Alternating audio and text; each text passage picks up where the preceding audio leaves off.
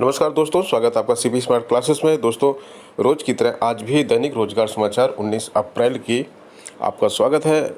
समाचार पत्रों में छपी हुई सभी प्रमुख खबरों के साथ मैं उपस्थित हूं। जो खबरें आपके लिए इम्पॉर्टेंट होती हैं वो सारी खबरें यहां पर लाई जाती हैं। तो दोस्तों, अगर आपने चैनल सब्सक्राइब ना किया हो, चैनल सब्सक्राइब करके बेल आइकन दबा दें, जिससे आपको सारी लेटेस्ट अपडेट समय पर मिलती रहे। तो दोस्तों, शुरू करते हैं वीडियो।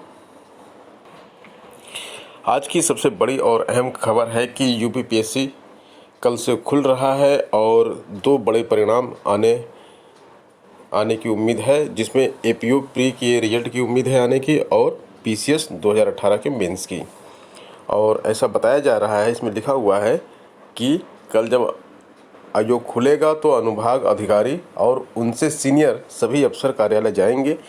उसके साथ साथ 33% तृतीय और चतुर्थ श्रेणी के कर्मचारी भी जाएंगे कार्यालय। और जो पेंडिंग रिजल्ट है उनको जारी करने की कोशिश की जाएगी। वर्तमान में पीसीएस 2018 की मुख्य परीक्षा और सहायक अभियोजन अधिकारी एपीओ की प्रारंभिक परीक्षा का परिणाम लॉकडाउन के कारण फंसा हुआ है। इसके अलावा अन्य लिखित व सीधी भर्तियों के परिणाम भी आना है, तो इन पर ही सबसे पहले काम किया जाएगा। बीईओ भर्ती की जो प्री परीक्षा स्थगित हुई है, अब मेंस भी स्थगित होने की कगार पे है और वहीं एपीओ की मुख्य परीक्षा को स्थगित करने की तैयारी की जा रही है। एपीओ का अभी रिजल्ट नहीं जारी हुआ है। मुख्य परीक्षा जो है 16 मई को प्रस्तावित है। और यहाँ पे देखिए ये भी लिखा हुआ है कि बीईओ की मुख्य परीक्षा जो 13 सितंबर को प्रस्तावित है और प्रारंभिक परीक्षा स्थगित की जा चुकी है। 16 मई को प्रस्तावित है सहायक अभियोजन अधिकारी की मुख्य परीक्षा, और इसका प्रारंभिक परीक्षा का भी रिजल्ट नहीं आया है। तो मान लीजिए अगर रिजल्ट आ भी जाता है तो कम से कम 1 माह का समय लग जाएगा इसको मुख्य परीक्षा का फॉर्म भरवाने के लिए।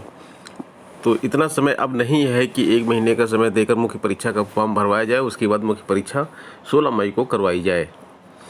खंड शिक्षा अधिकारी की परीक्षा जो है 22 मार्च को थी, जिसको स्थगित कर दिया गया था। अब इसकी नई डेट कोई नहीं आई हुई है। ऐसे में मुख्य परीक्षा भी स्थगित होने की कगार पे है।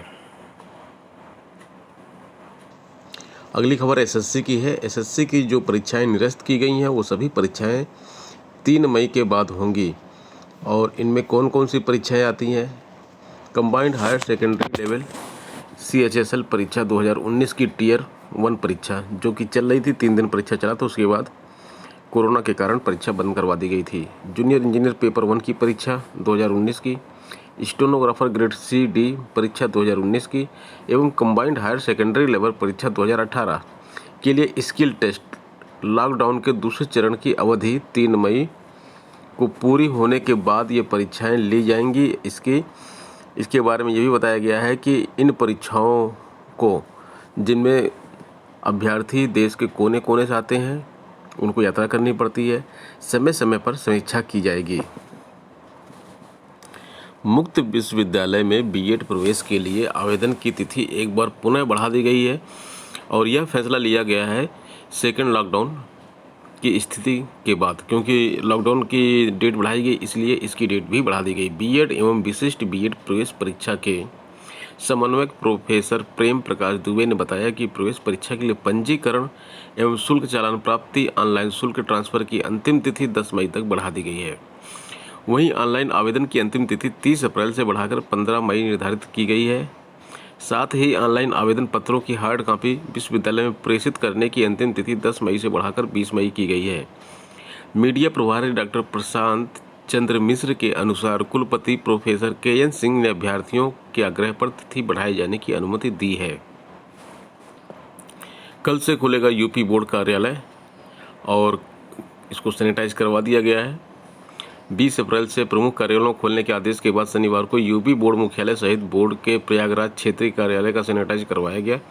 बोर्ड में सोमवार से कामकाज शुरू हो जाएगा। महीने भर से बंद पड़े कार्यालय के खुलने की सूचना के साथ हाई स्कूल एवं इंटर परीक्षा 2020 के रिजल्ट की उम्मीद जाग गई है। दोस्तों, अगली न्यूज़ भी अच्छी न्यूज़ है। ये लॉकडाउन के बाद 5200 राजस्व लेखपालों की भर्ती होगी। तो राजस्व लेखपालों की भर्ती जो रुकी हुई थी, इसके बारे में मैंने कल आपको डिटेल से भी बताया था कि 5200 की जो भर्ती होनी थी वो रुकी हुई थी। राजस्व परिषद करना चाह रहा था इस भर्ती को, जबकि इस भर्ती को करने की जिम्मेदारी UPSSC को दिया गया है। समूह ग के तक के पदों की भर्ती का अधिकार अधीनस्थ चयन सेवा आयोग को दिया गया है और दोनों का विवाद अब जो है शांत हो गया है। तो इस भर्ती के लिए लॉकडाउन के बाद विज्ञापन जारी किया जाएगा। आयोग के मुताबिक उसे भर्ती संबंधी प्रस्ताव मिल गया है। लॉकडाउन खत्म होने के बाद भर्ती संबंधी विज्ञापन निकाला जाएगा। देखिए यहाँ पे लिखा हुआ है पूरा डिटेल में। ऑनलाइन आवेदन लेकर भर्ती कराई जाएगी। आयोग के अधिकारी के मुताबिक भर्ती प्रक्रिया तय समय में पूरी करने पर विचार विमर्श होगा।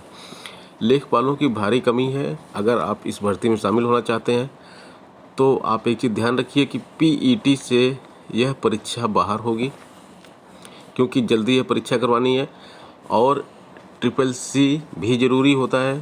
तो अगर आपके पास SSC अभी तक नहीं है तो आपके लिए दिक्कत होगी। अगर आप SSC का अरेंज कर लिए हैं, आप अगर SSC सर्टिफिकेट ले चुके हैं तो आपके लिए ये बहुत अच्छा चांस है लेखपाल बनने के लिए। अगली खबर पे आते हैं। शिक्षा मित्रों और अनुदेशकों को राज्य बीमा योजना का लाभ दिलाने के निर्देश हुए हैं। कर्मचारी राज्य बीमा निगम ने बेसिक शिक्षा महानिदेशक को पत्र लिखकर शिक्षा मित्रों और अनुदेशकों को राज्य बीमा योजना के लिए पंजीकरण कराने को कहा है। निगम के उप निदेशक DP सिन्हा ने शिक्षा मित्रों और अनुदेशकों का पंजीकरण नहीं कराने पर विधिक कार्रवाई करने की चेतावनी दी है। तो एक अच्छी खबर है शिक्षा मित्रों और अनुदेशकों के लिए।